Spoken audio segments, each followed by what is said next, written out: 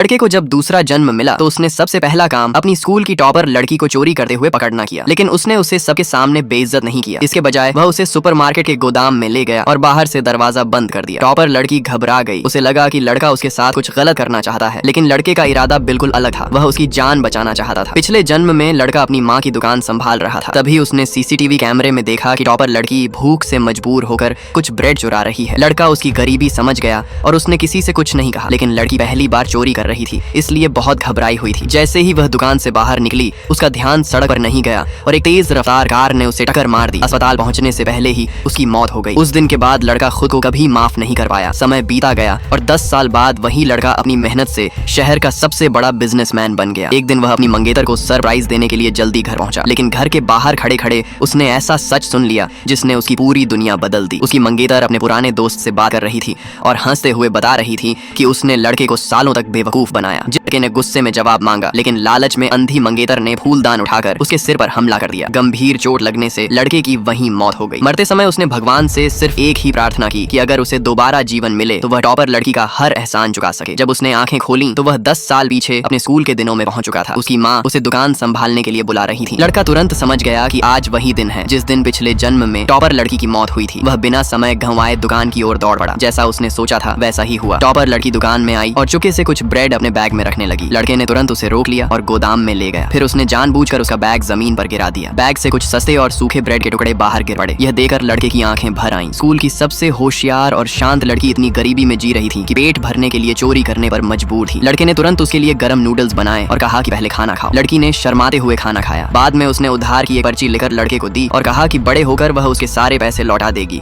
यही लड़की थी। इसके बाद लड़का उसे बाजार ले गया। उसने उसके लिए नया स्कूल बैग खरीदा, कॉपियां, किताबें और जरूरी सामान भी दिलाया। लड़की बार बार मना करती रही, लेकिन लड़के ने कहा कि इसे दोस्ती का तोहफा समझो। उसी समय लड़के की पुरानी क्रश अपने दोस्तों के साथ दुकान पर पहुंच गई। वह हमेशा लड़के की भावनाओं का फायदा उठाकर मुफ्त में सामान ले जाती थी। इस बार भी उसने वही कोशिश की, लेकिन लड़के ने सारे सामान का हिसाब लगाकर कहा कुल 8,600 हुए। ये सुनकर लड़की हैरान रह गई। उसने गुस्से में कहा अगर तुमने पैसे मांगे तो मैं दूसरे लड़के का प्रपोजल स्वीकार कर लूंगी। इस बार लड़का मुस्कुराया और बोला बहुत अच्छी बात है, तुम दोनों हमेशा साथ रहो और कभी अलग मत होना। उसकी यह बात सुनकर लड़की का चेहरा गुस्से से लाल हो गया। उसने मजबूरी में 8,600 दी और वहाँ से चली गई। उस शाम लड़का टॉपर लड़की को उसके घर छोड़ने गया। जाते जाते उसने कहा आज घर से बिल्कुल बाहर मत निकलना। लड़की को वजह समझ नहीं आई, लेकिन उसने लड़के पर भरोसा किया और घर में ही रही। उसी दिन शाम को उसी सड़क पर बड़ा हादसा हुआ जहाँ पिछले जन्म में उसकी जान गई थी। इस बार उसकी जिंदगी बच चुकी थी। अगले दिन स्कूल में सभी छात्रों की सीटें बदली जा रही थी। शिक्षक ने फैसला किया कि अच्छे छात्र कमजोर छात्रों के साथ बैठेंगे ताकि सभी की पढ़ाई बेहतर हो सके। पूरी क्लास चाहती थी कि वह लड़का